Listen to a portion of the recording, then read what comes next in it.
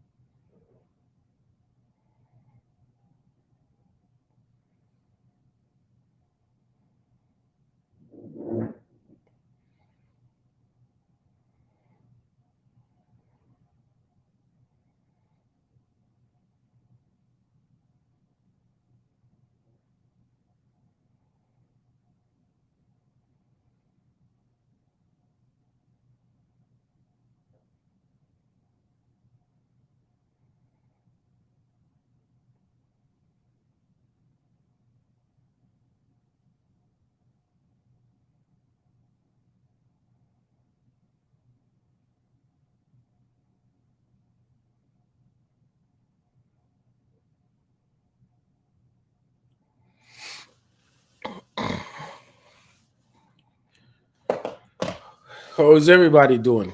Oh, Shane, Kareen, Dr. Young, good night. How are you?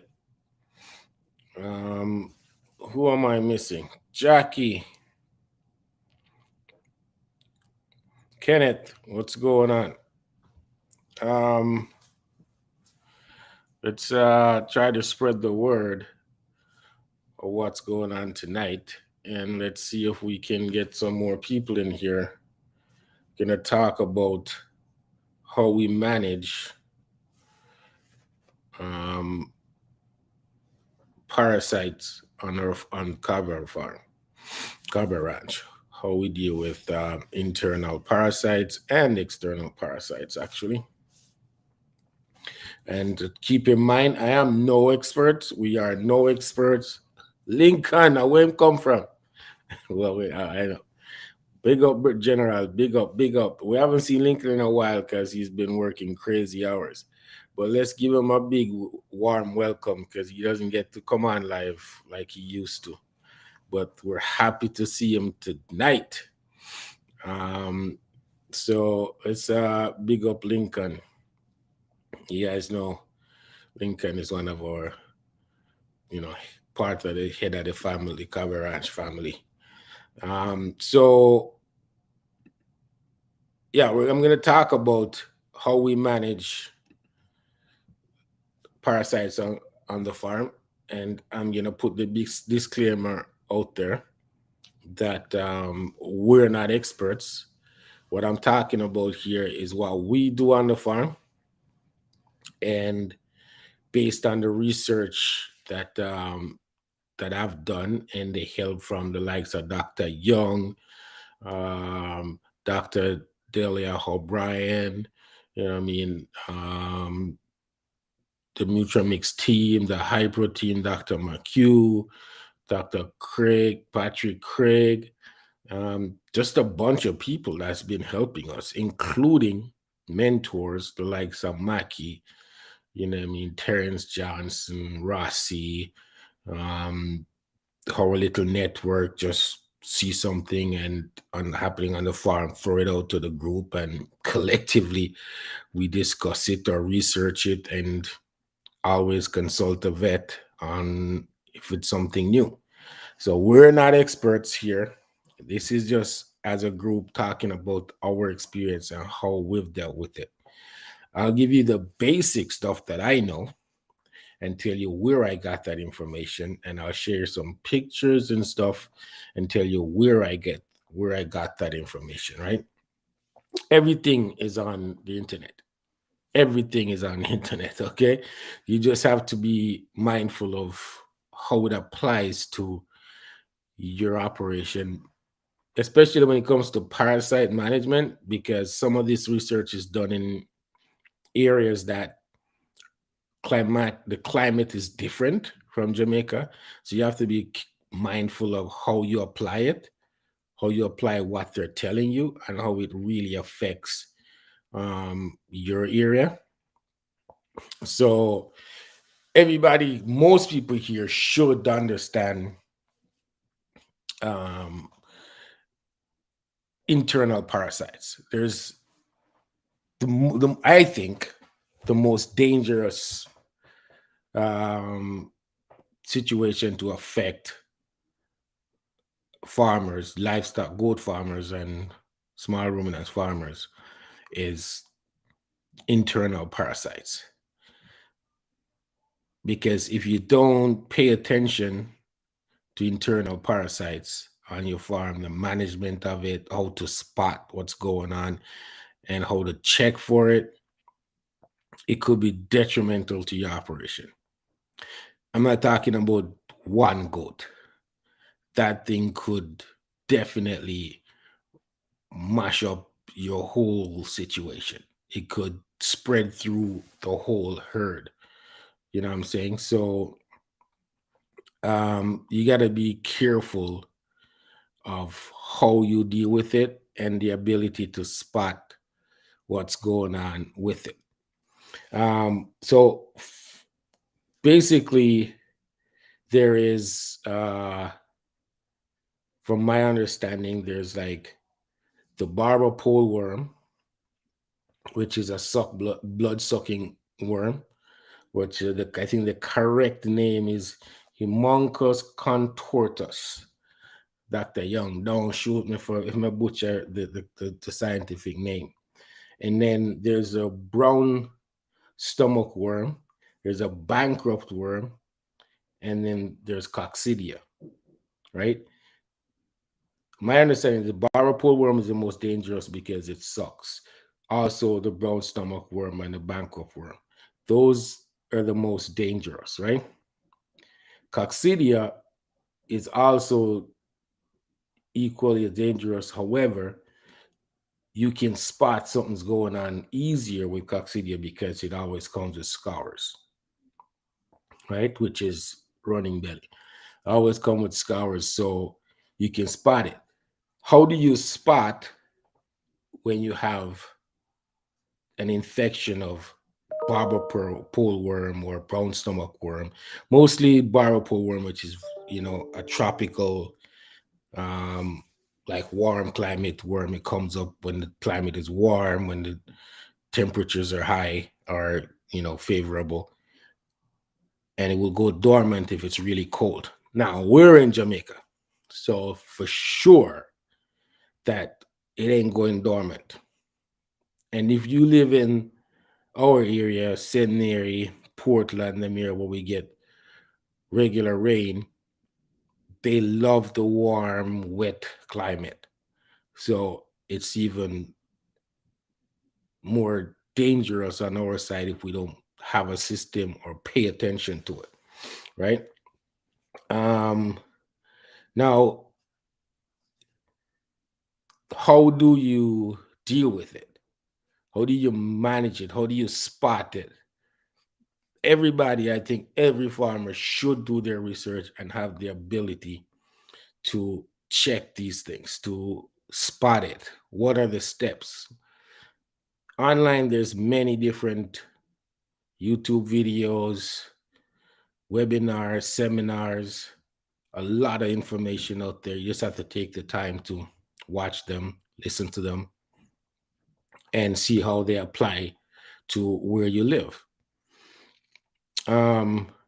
With the internal worms, like internal parasites like barber pole worm and brown stomach worm, and those, especially barber pole worm that suck blood, the animal will start showing signs of anemia, which is because it's blood sucking, they're losing blood, and they'll start getting weak and start showing signs that they're not doing so well, right? So I'm going to show you guys a picture of what a sick animal will look like if they're suffering from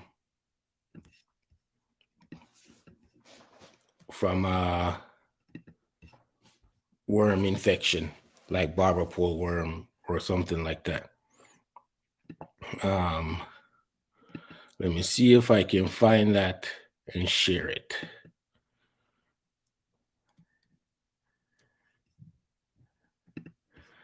Okay, here we go. If you guys can see that.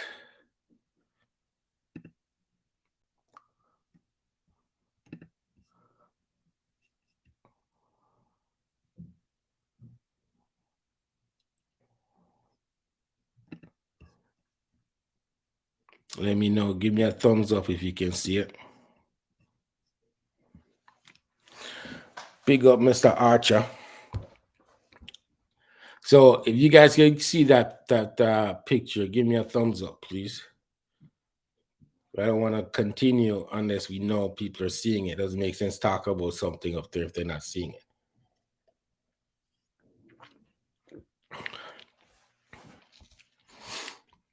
And let me put a big disclaimer. These pictures I pull off the internet. I didn't create them.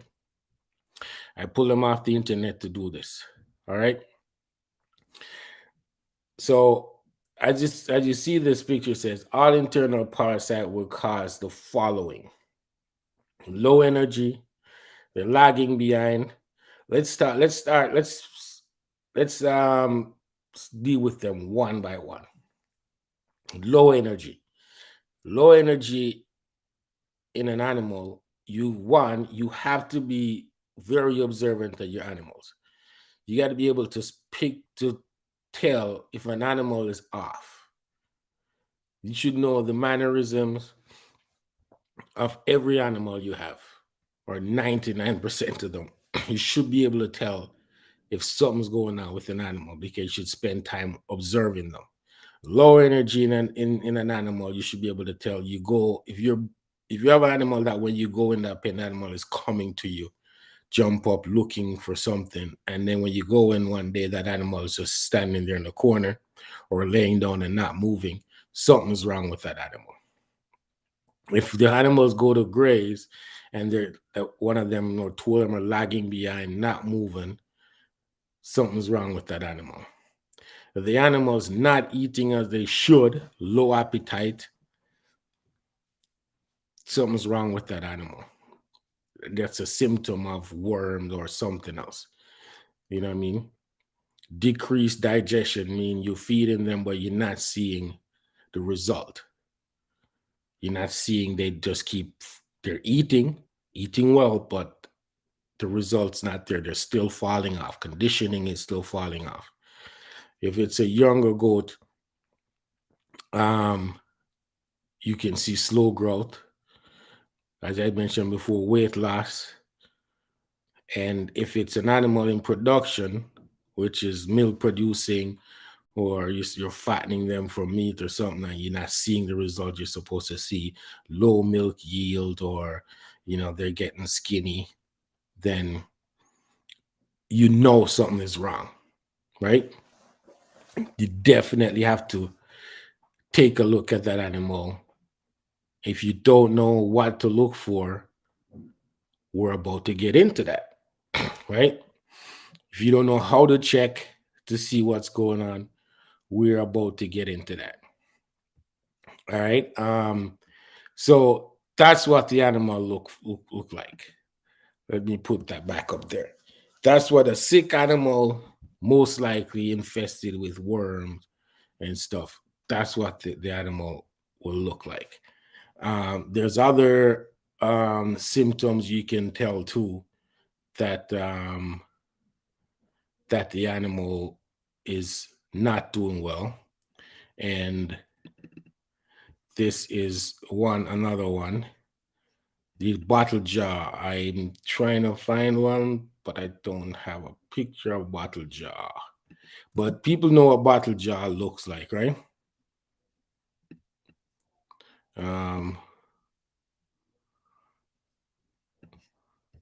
If you don't know what bottle jaw looks like, let me see if I find a picture here that can help us.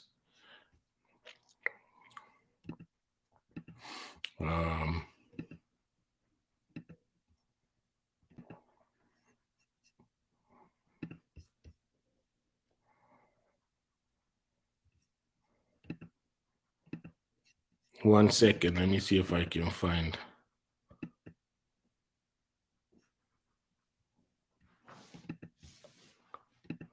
a picture. Nope, doesn't work.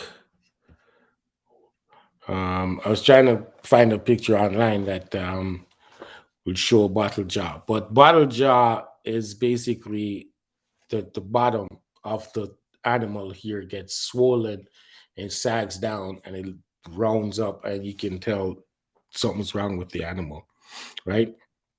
That's what they call a bottle jaw, and that's another symptom of worm infestation or worm overload of the animal, and it's affecting the animal accordingly, right? So those are the internal parasites. Those are the internal parasites that we talk about, right? What? How do we deal with it? How do we check the animal to confirm this is the case, right? I think Jamaicans have their own way of doing things, but the correct way is let's talk about the new methods, the FAMACHA method, right? The FAMACHA method is the preferred way now to check for if goats have a internal parasite issue. And if you're not familiar with the FAMACHA method, FAMACHA scores, whatever they call it, I will try to find a picture of what it looks like. Give me a second. I don't know if I have a picture of it. I'm trying to find these things and not violate people's intellectual property. You know what I mean? So I have to be very careful of what I'm doing here.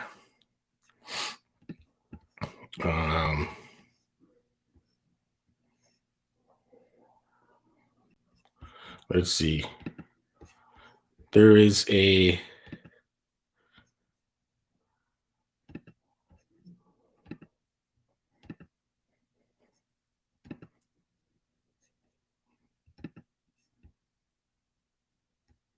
there's a website. If you guys have access to the internet, there's a website called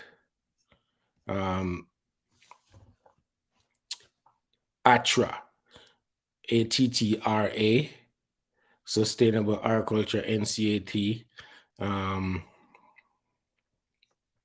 They have a lot of resources on these things, and Wormex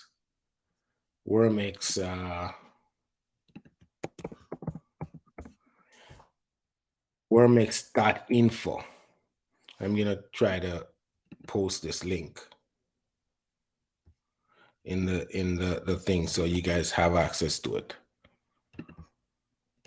as we go along, because I don't really want to mess with people's intellectual property. So I'm gonna post this here, and that will tell you all about the FAMACHA method. And what it is a way of checking if the animal is anemic. There you go. Dr. Young says it tells you the level of anemia in the animals. And so a healthy animal would have a eyelid like right below here, down here, this section right there. Regular animal will have a healthy animal will have pink or close to like really dark, healthy pink. And an animal that's really infected, it will be almost white. You know what I mean? So there's a method of checking for it. And you can find it on the website. You can find it on YouTube, how to do it. Dr. Young has just been certified in the FAMACHA method. You push down the top eyelid and pull the bottom eyelid down. So you cover it and pull this one down. I'm trying it on myself, something like that. And the lower eyelid will tell you how healthy the animal is based on the FAMACHA chart. It has a color chart on it, on the card. It's not suggested that you copy that chart and use it. It's not suggested that you do it in bad lighting. Do it in proper lighting and match it up with the chart.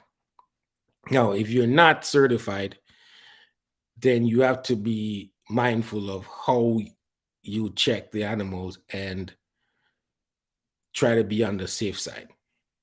For us, we do not apply any deworm to animals we don't think needs it, right? So that's what we're going to get into the management part. However, we're talking about how to figure out if the animal has heavy worm load and is getting into anemia, right? Into an anemic stage. And then there is, if you use the FAMACHA method and you're not sure, there is what they call a 5-point check, which was introduced to us at Cabo Ranch by Dr. Delia O'Brien. So the 5-point check is the FAMACHA method, checking the body condition of the animal, check for scours, check for the condition of the coat. I just see the picture I showed you guys before. The animal coat, the fur of the animal was not too healthy, right? So the animal just didn't look healthy. Yeah, let's bring that up again so we can talk about it.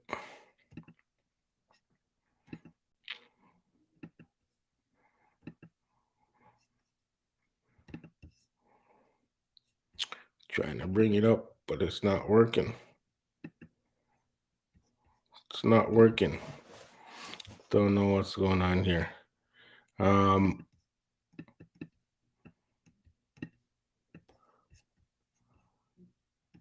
Okay, let's continue until I figure this out. The coat of the animal. So FAMACHA method, you check for FAMACHA method, you check for scouring, you check the body conditioning score of the animal, whether the animal is skinny, how much fat or thing is on the animal, and you check scouring and the coat and all that. They call it a 5-point check. And you include all of that and make a decision on if the animal is healthy or not. The tail of the animal will tell you if there was some scouring. Scouring is runny belly, by the way. If the animal had diarrhea or scouring, you would see some residue on the tail. If the animal is currently having scouring, you don't have to guess. You look at the coat, animal's coat should be shiny and smooth. And if it's rough and botchy and standing up, then something's wrong with the animal. Some form of parasite, could be external parasite also, right? So the 5-point check, we do that a lot at Cabo Ranch. You know what I mean? I don't have to go check the eye of an animal to suspect something is going on. I just stand back, look at it, and like, yo, something's wrong with that animal, and pull that animal and try to figure out what's going on. Whether it's do the FAMACHA method to see if if the animal is anemic, or check the coat to see if there's ticks, lice, all that stuff. All the time we're checking, going out, checking, coming in. Going out and coming in is the vital part of observing your herd, because the weak animal will be in the back, and 9 out of 10 times there's something going on, right? So those are the two ways that we check for parasites: the FOMACHA method and the 5-point check. 5-point check can be observed from, a little distance, not too far. So you can see the animal and see if the coat looks good, if there are scours, if you know what I'm saying, right? Those are the two ways we check. Now, how do you treat it? There is a deworming situation going on worldwide, where the worms are getting developing resistance to all the different dewormers. I'm not an expert on deworming. I'll leave that to like the Dr. Young and Dr. Dahlia O'Brien. But I can tell you what we were told and what the advice we got from the experts, right? Only deworm the animals that needs it. As per the research and the numerous research that's been done, basically, if you have a worming issue on the farm, 20% of the animals, 21% of your herd will be carrying 80% of your worm load on the farm. So basically, if you have 100 animals and you think there's a worm issue on the farm, it will be only 20% of those animals that will be of real problem with worms. So you have to use the 5-point check method and the FOMACHA thing to identify those animals and treat them accordingly. Now, how do you treat them? Back to the deworming thing. We were told that only treat the ones that need it, and there are specific ways now, new ways to use dewormers. One, you should not deworm unless you know the body weight of the animal, because the dosage is based on body weight. There's 3 different type of dewormers on the market currently that's in ready availability. I think only 3 that I know of that are approved in the US and Jamaica. Dr. Young, correct me if I'm wrong. There is, where is it? Let me get them so I don't misspoke or misrepresent the facts on these things, because this is dangerous stuff. So there are 3 predominant dewormers. The benzimidazoles, like albendazole, which is like fenbendazole, and Safeguard, Panacur, that type of stuff, which is the white ones, the milky white dewormer. That one. There's the ivermectins. Ivermectin is the active ingredient, but there's ivermectin, and there's Eprinex, moxidectin, all those dectins and tapodectins, dewormers. And then there is levamisole. I don't know. I can't pronounce some of these scientific names, but those are the 3 ones. Levox, I think in Jamaica, you guys know. Yeah, those 3. They're all 3 different ingredients that work 3 different ways. Now, there's research that shows that there's resistance Dr. Young says if I need some help tonight, I would welcome any help, Dr. Young.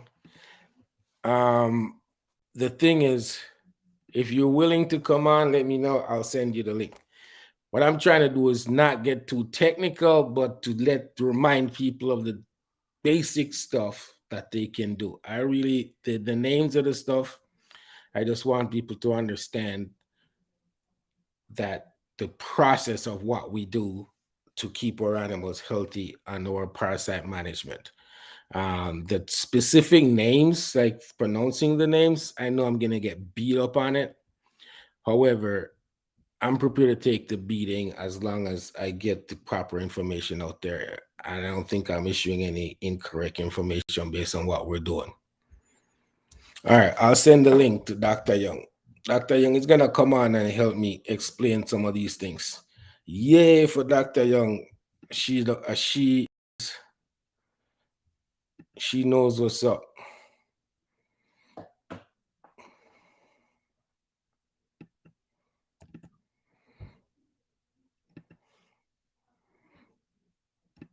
There's a link, Dr. Young. Only Dr. Young because you have to come in a green room. So I'm not gonna let on anybody that's it's not approved.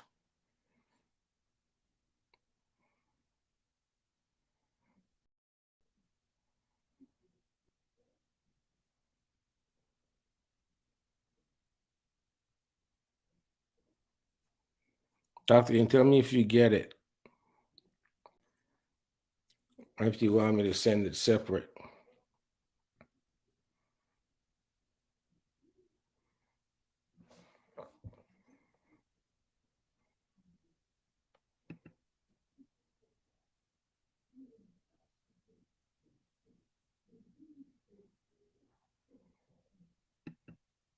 Hold on, guys. Let me get Dr. Young on because I can't miss this opportunity to have Dr. Young on.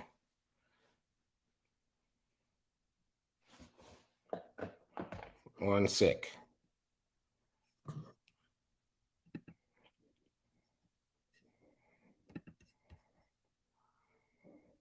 Let me see. We're waiting for her.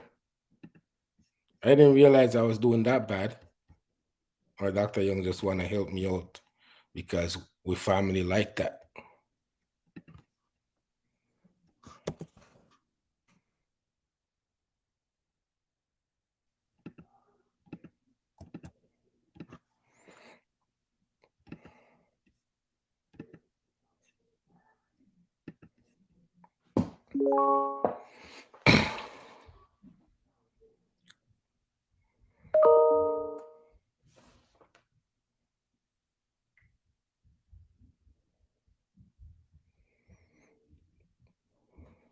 She's not on yet. I'm gonna send her a text with it also.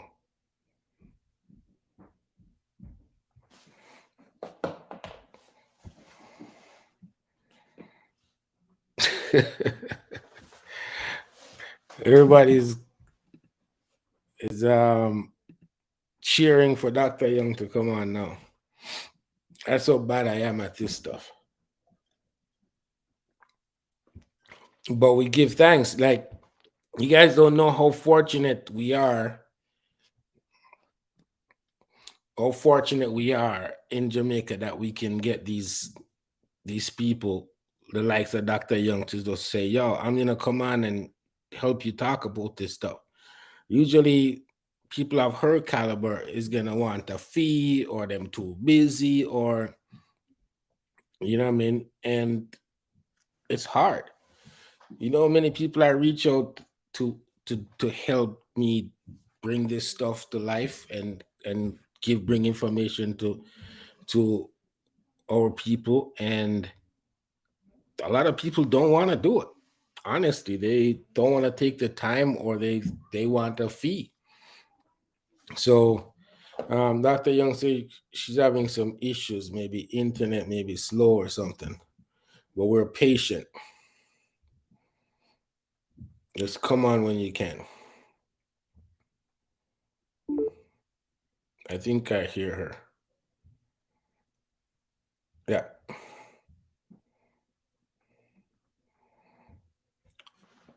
The doc is live.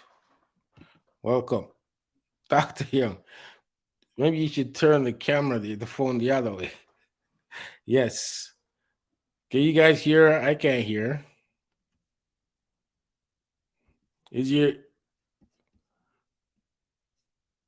Are you muted, Dr. Young? I didn't mute you. I can't hear you. Anybody can hear? No, I can't hear you.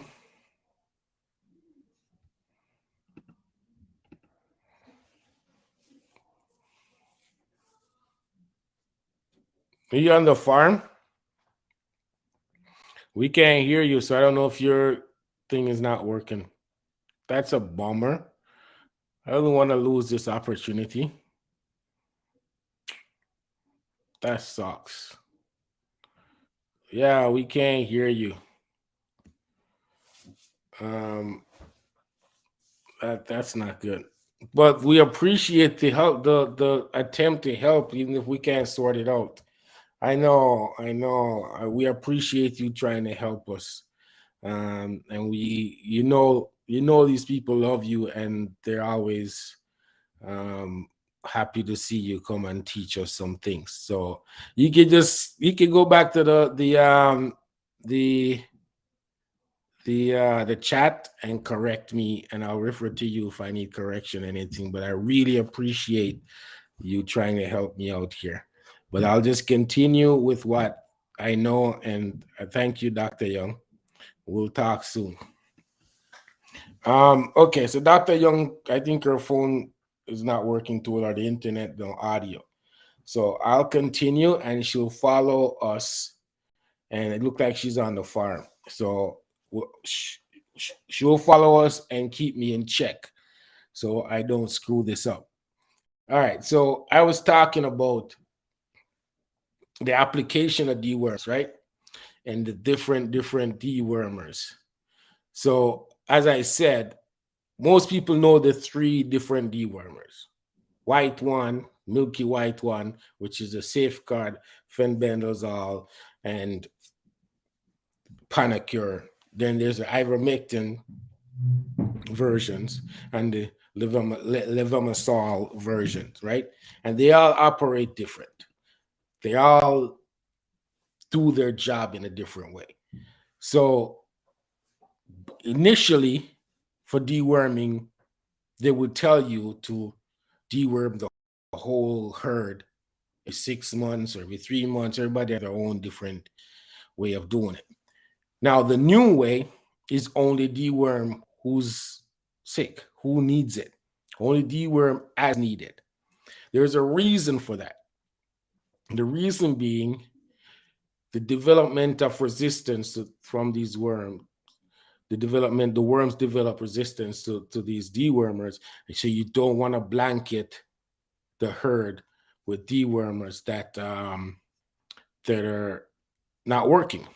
Because two things, if there's resistance on your farm to a specific dewormer, let's say you're using Safeguard and there's a strong resistance, what you end up doing when you deworm is kill the weak worms, and the strong ones, the ones that have strong resistance, multiply, and you develop a serious problem of resistance on the farm.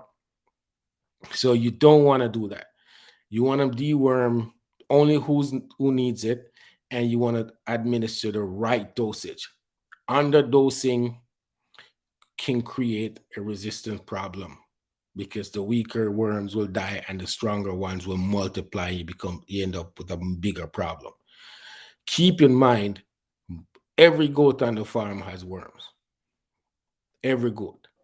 Some has lower level of worms in them, and some can manage with a certain level of worms in them, and some just cannot deal with worms. The objective is have a herd that can deal with some level of worm load. The goats that can deal with worm, get rid of them. Right? Okay, so the key to this thing is only deworm animals that needs it. You do the 5-point check, you figure out who has it, who needs deworming, and you deworm them, right? Now, when you deworm animals, you shouldn't send them back into the pasture. You should hold them for like 10, 15 days so they pass out those eggs. You don't want them passing out the egg on your pasture. That's reinfecting your pasture. If the animals stay in, make sure you keep that area clean all the time. Well, your goat house should be clean all the time because sanitation is a major part of management we're going to get into. So we're at this point, we're talking about the administering of these medication. One, the medication is based on weight. So you need to make sure you know the weight of the animal before you administer the dewormer. And only deworm animals that need it. Animals that you deworm, that you administer the dewormer to, try to keep them in so they can pass off those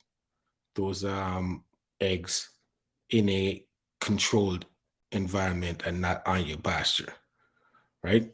If they go to pasture. Now, last time we had Dr. Delia on, she enlightened us on a new method of administering dewormers, which is a combination method. And I would refer you to the iGoat chat we did with her. And she can you can find more details on it from that chat. But basically, it's administering both two different dewormers at the same, not mixing them in one syringe or one drench gun, but administering them at the same time separately, which is more effective. We're not going to get into those details tonight because this is not about the science. I don't know about the science. I'm trying to tell you things you should do on the farm to keep healthy animals and how to manage it, right? I would refer you to that talk. I'll find the link on the YouTube channel for that specific discussion on iGoat chat so you can watch it and get the details on it. But I would suggest you do your own research or consult with your vet on these new methods of us administering dewormers. What we are talking about tonight is recognizing the problem and addressing the problem. You should always consult with your vet on how you apply and administer medication or dewormers, anything, right? Don't take it from the man from Caberage, because I'm not an expert. I'm only telling you what we do in order to help you do your thing, right? And we always consult. We always consult. You know, we're the people who call 10 people to get their opinion on something. If it's something new or we haven't experienced it or we've experienced it before and didn't get good results from what we did, we consult.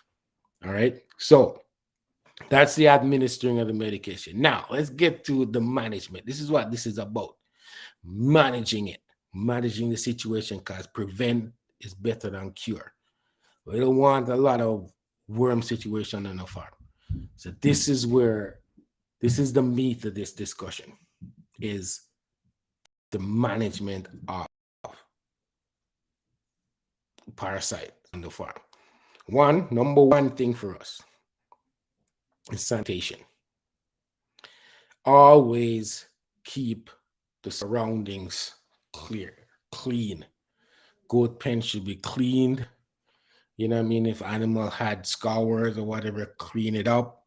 Because you got to remember, goats love to jump up on troughs.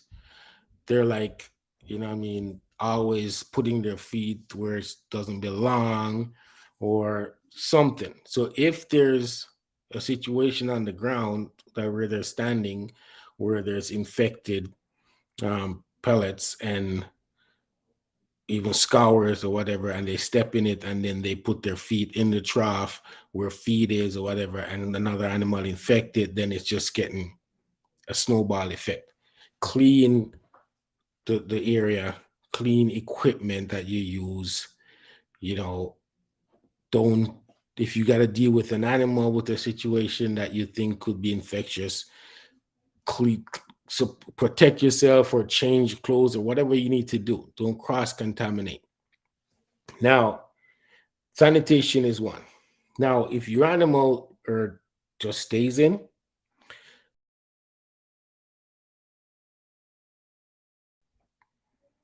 right? Sanitation is the number one issue if the animals just stay in.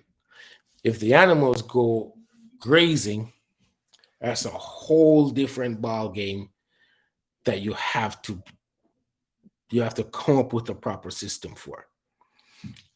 Um, look like I'm having internet problems. It's not good. It says my internet is cutting in out. Are you guys still seeing me? So grazing, I'm going to tell you what we do to manage our parasite level with our grazing animals. One thing we do is rotational grazing. So the animals don't eat in the same place on consecutive days, right? They don't graze the same spot on consecutive days. And if they have to go to the same spot the next day, like 2 days is the max, depends on the height of the grass. So I'll break down to you our grazing system and how it works to manage our parasite level on the pastures. Rotational grazing, animals change spot every day. They're in a paddock. So they're in a controlled area and they go to a fresh paddock every day. The grass level, most of the time they go into a paddock that's like 3-4 feet high. They do not eat that grass down past a foot, 6 inches the most. The grass, we try to save as much height in that paddock, because based on the research, the worms will only go so high up the grass, and they travel in these little water droplets. So we don't graze early in the morning when the dew is on it, when they're up on the stalk of the grass, that they'll go up to 6 inches sometimes. Don't bring the animals in early in the morning when there's dew. The animals don't eat the pasture down to lower than 6 inches. Our pastures is usually 3-4 feet high anyways. The rotation, and we always have the cows following them 3-4 days behind them. The cows is a dead host to the parasites from the goats. So if the cows consume the parasites from the cows, that's a dead end host. So that helps keep down the load of parasites on the pasture. The rotation is goats ahead, cows 4 days behind. Now, there's a reason why the cows are 4 days behind. The life of the parasite. When the egg drops, it takes 4 days for it to hatch and become a worm. So we want to make sure that When it hatches and start coming up the leaves on the grass, the cows are there to eat them, consume them, and they die in the cows. So the cows will do that to help keep the load down. It's a whole system, right? So that's part of our management. That's our pasture management. Now, on our farm, it takes no less than 6 weeks for the goats to come back to that one spot. Now, the lifespan of the worms is 21 days because Jamaica is a nice warm climate, so they hatch quickly. If it's a colder climate than like winter time coming now, it may have taken longer for them for their lifespan. But because Jamaica is always in that comfortable zone, they will hatch out and their life cycle will be like 21 days. So we do 6 weeks for the animal to come back to that one spot. And because we have the cows going behind them, it helps lower the worm load on that pasture. And because we don't graze down past 6 inches, we give the animals a better chance of surviving, healthier animals, and not consuming as much worms when they're out there. Now, mind you, there are some animals that definitely gets infected, and for some reason, you have to deworm them, right? But for the most part, we've been lucky to have, for the most part, healthy animals grazing for the past 2 years without major problems. We've had, especially younger animals, whether it's a doeling or yearling animal that just doesn't survive out there. They're like constantly getting infected, even though they're in the same herd, eating the same thing. They're, constantly getting infected, and those animals got to get out of the system because they just not built for that system. You know what I mean? Now, as I mentioned, our deworming program, we do audits once a month, and we go through the whole herd once at the beginning of the month, so we can see who's doing well with some worm load, or we can, during the month, we can spot the ones that are really having problems and pull them. So our management process is sanitation, pasture management, and the 5-point check, right? Those are the three things we do.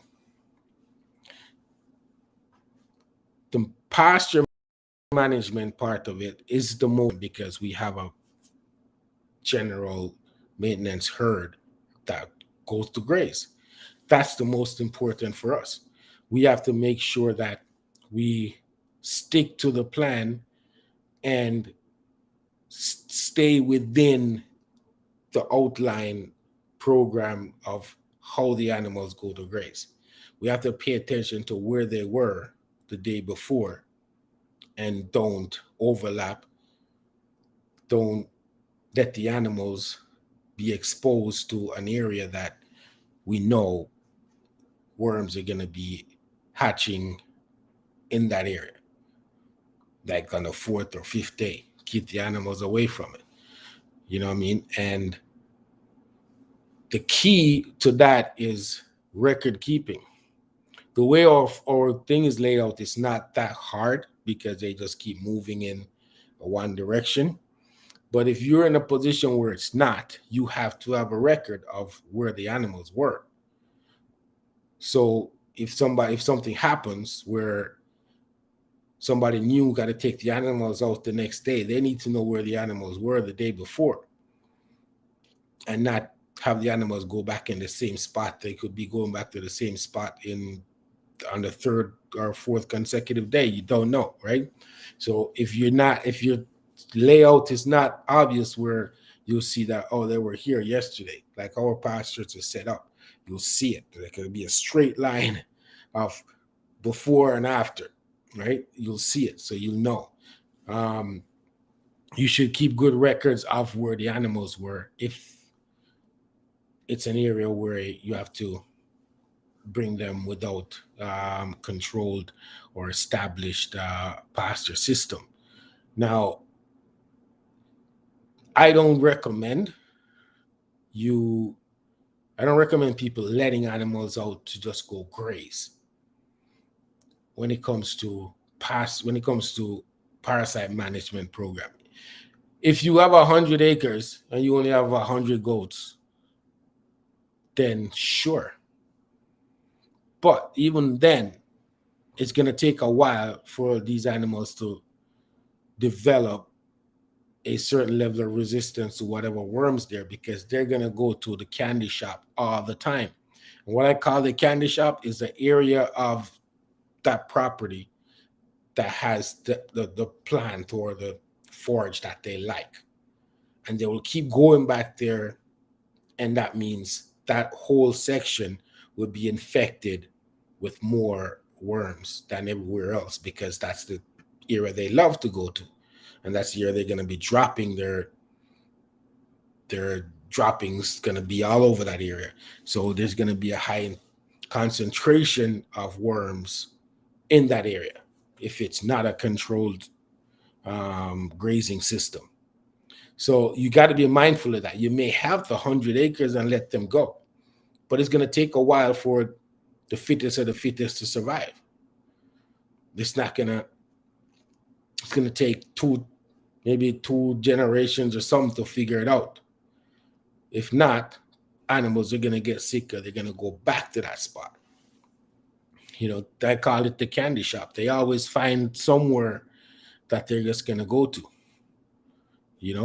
When see, Dr. Young is back, and she's telling me it takes a few generations for the breed to be resistant. It does work. Yeah. Like I can see the improvement in our herd based on the fact that they're eating the same thing and they're eating in the same area, like the same property in rotation. But I can see the animals who develop their resistance to whatever is going on out there, whatever they're the worms that are on the property. I can tell there's maybe, I got to double check, but there's dozens of animals on the farm that hasn't been dewormed in 2 years. Dozens of them. In fact, I don't know if TJ's here. The first 6, the goats that are left from TJ's original 7 has never been dewormed. Madix, number 6, number 4. There's 4 of them left, if I'm not mistaken. Those goats have never been dewormed. Never been dewormed from the time they've been on the farm.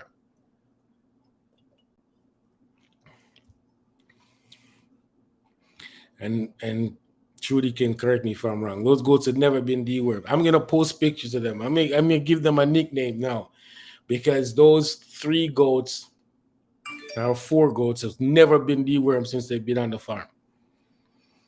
Yeah. And dozens of them on the farm that has never been dewormed. I remember those because those are my pioneers. Those are, you know what I mean?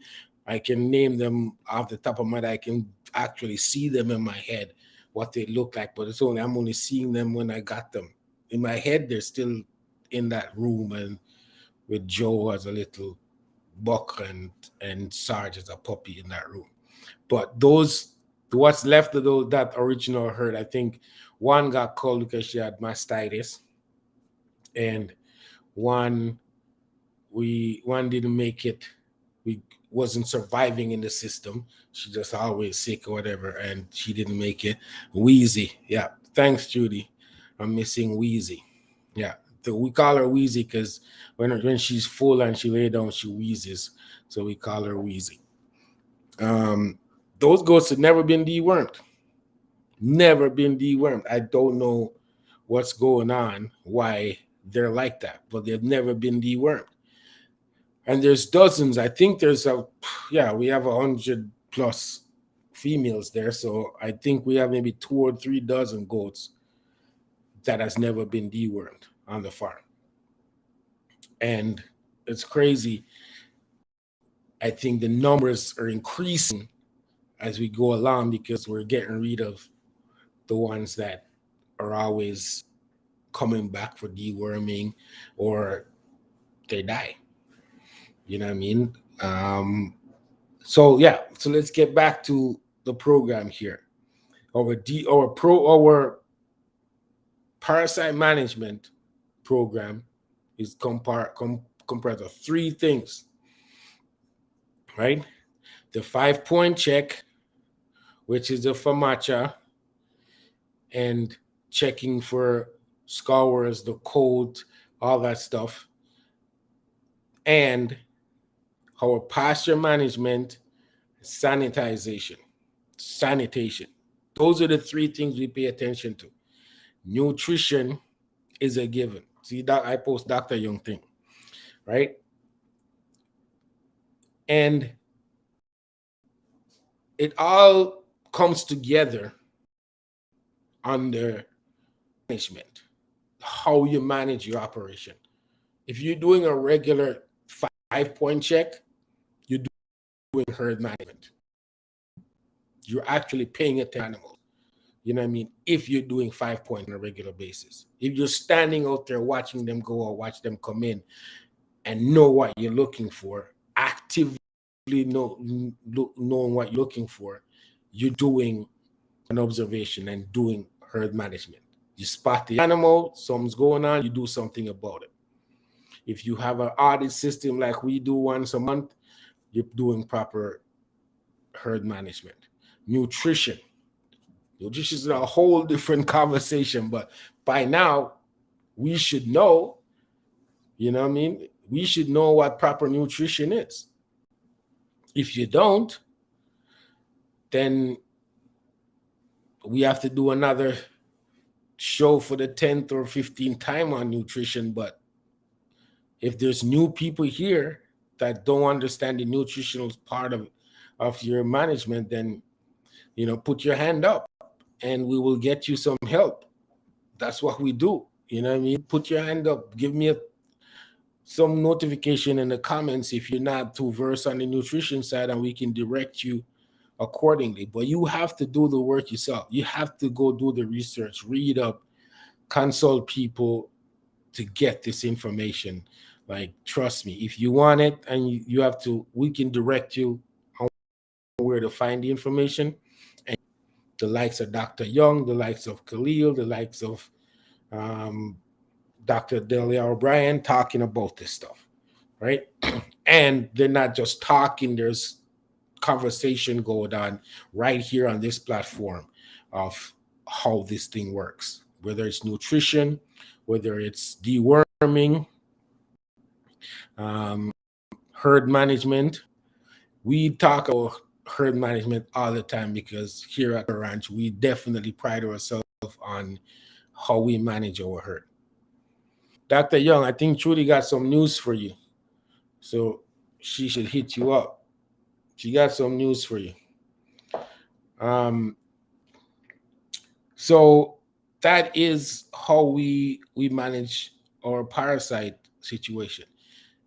We definitely try our best to manage the pasture, the grazing, how the animals graze. We try to make sure sanitation is on point. Nutrition is on point always because of the different level of production our animals are in. We pay close attention to that. And 5-point checks on the animals. The deworming situation, administration of deworming is taken from our vet, instructions from our vet, our mentors, advice from the likes of Dr. Young, Dahlia O'Brien. That's how we administer dewormers. We're not scared to change things. You know what I mean? Here at Copper Ranch, we're not scared. You tell us there's a new way to do it, I'm looking it up. I'm getting the directives on it, and I'm trying it, because we're not going to get left behind doing the same old stuff that don't work, right? And one thing I haven't touched on clearly is the life cycle of the worms, right? And I think people need to understand how it works and why we do things the way we do it. If you understand how it works, then I think you will have a better understanding of what we're talking about. And Dr. Young would have come on and do such a great job on this, but I'm going to try my best to explain it to people who are not familiar with it, right? So basically, the worms,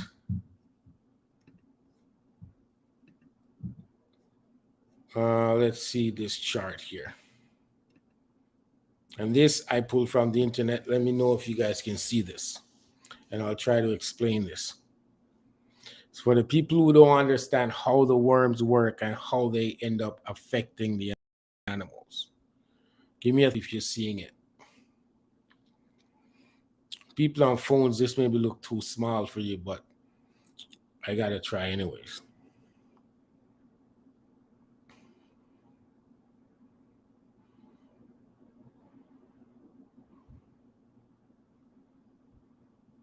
Nothing? Nobody's seeing it?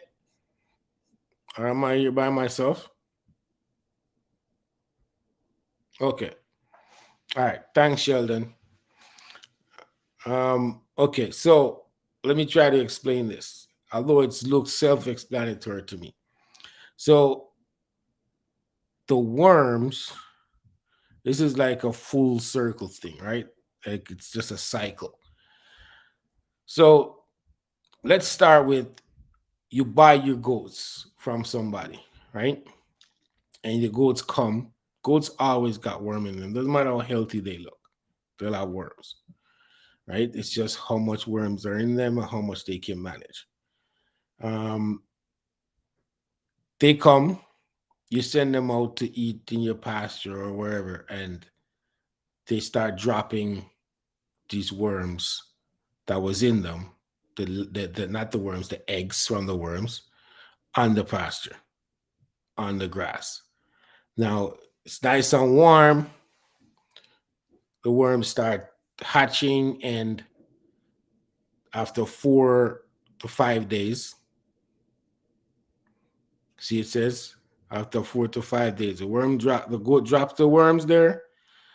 4 to 5 days, 4 to 6 days, it hatches, and then it will crawl up the grass in like these in dew droplets, like these water dew droplets, right? So they'll start living in that grass. Let's say the goat come back, and different goat come and eat that grass, ingest some of that worm, and you can see the worms under the microscope. That's what it looks like on the leaves.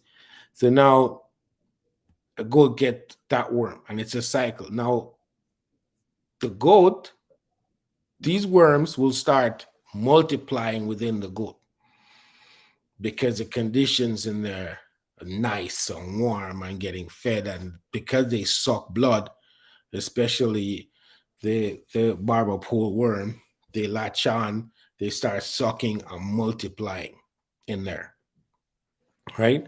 And that's what happens with the worms. Let me get rid of that. I'm gonna try to bring up a what the worms, a bad infection of worms look like. I don't know if I can show this. Hopefully I can show you guys this. I'm sure Dr. Young is very versed on these images. These images I pulled from the internet. I'm hoping some of them don't show. I guess I don't know if they're blocked or something. but some of them will not show. But I'm hoping that I can get it shown.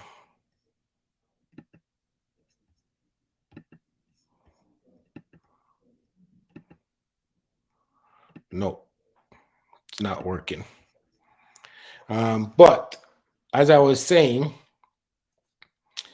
as you can see from that one I showed you, it's a cycle.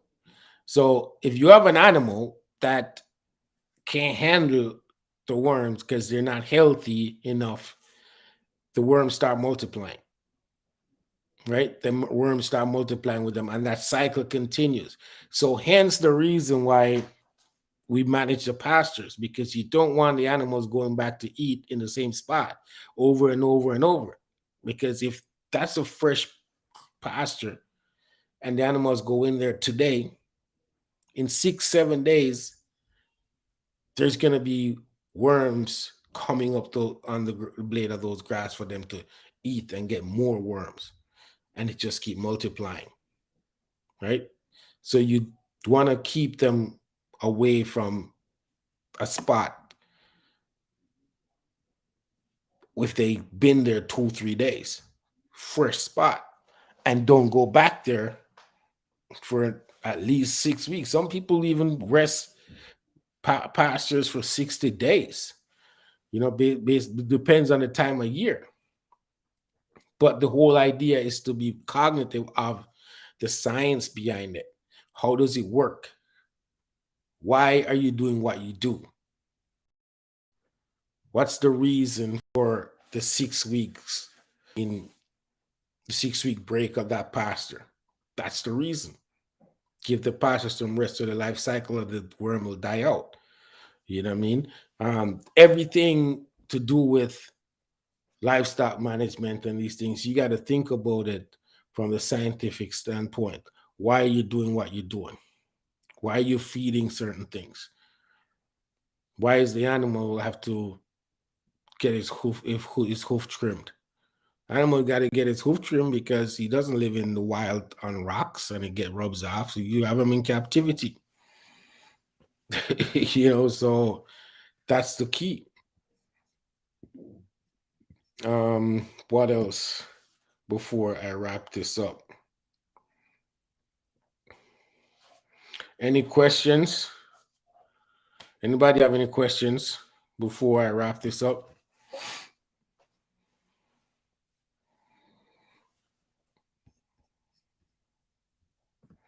Any questions?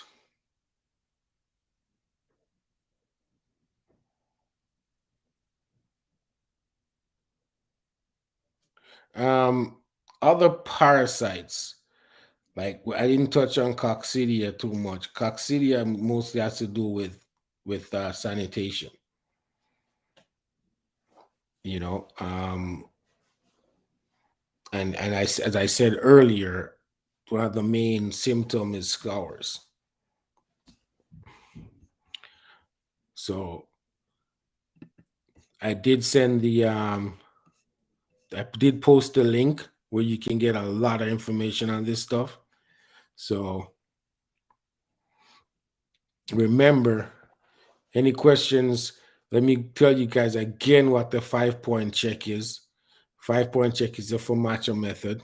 You check for anemia, body conditioning. You check for number 2, check for body conditioning score, how healthy the animal looks, how skinny. You know what I mean? Everybody should know what the body conditioning score is. You know what I mean? You look for scours. You look for the how rough the coat is, if there's external parasites and stuff. You know what I mean? And look for any other discharge. It's just basically an overall check of the animal, right? And it's basically getting hands-on and being visual with that. Those are the things. That's the 5-point check, and that's the number one way of managing your parasite situation on the farm. That's like, see it, do something, have the ability to spot it. How do you spot it? How do you take care of it? That's the number one thing. Let me see if there's any questions. Any questions? No questions? So that means I can call it a night.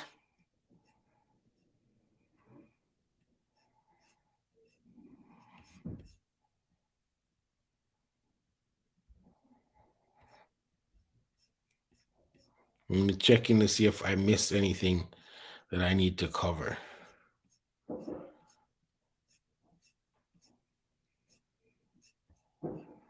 Any questions? I guess not. Wow. I think I did okay, knowing that it could have been even more amazing. Well, okay, mastitis. Mastitis is not really a parasite. I'm not aware of mastitis being a parasite issue. This is a infection or something that goes wrong with the animal. I don't think it has anything to do with parasites. I mean, I don't think parasites cause mastitis. I've never heard that. I've never been told that. If Dr. Young is still here, she can chime in and give us a quick definition.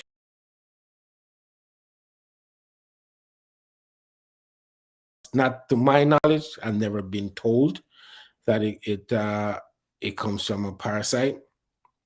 It's usually an infection of the udders. And if people don't know what mastitis is, when mastitis, the udder gets hard and the milk within the udder. It's an inflammation or infection of the mammary. So we have to have the great people like Dr. Young around, because you can't you can't you can't front on this information. It's a infection gland is the udder.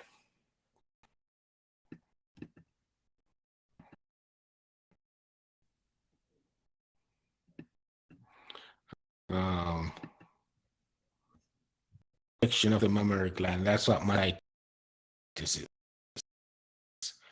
And mastitis is not a fun thing for your dogs to have. If you never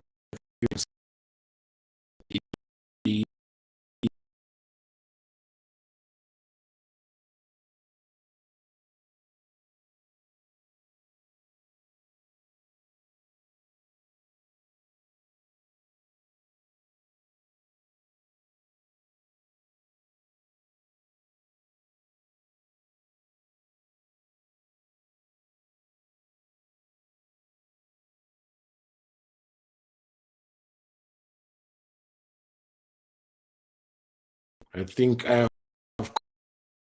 covered what I would like to cover. If you guys really need some more in-depth, I'm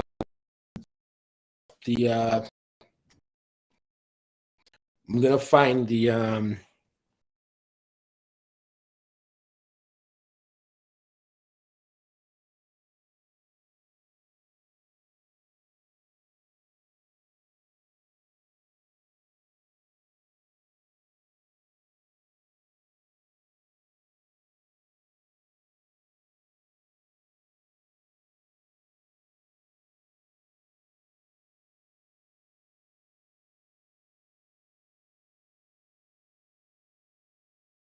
you know what I mean?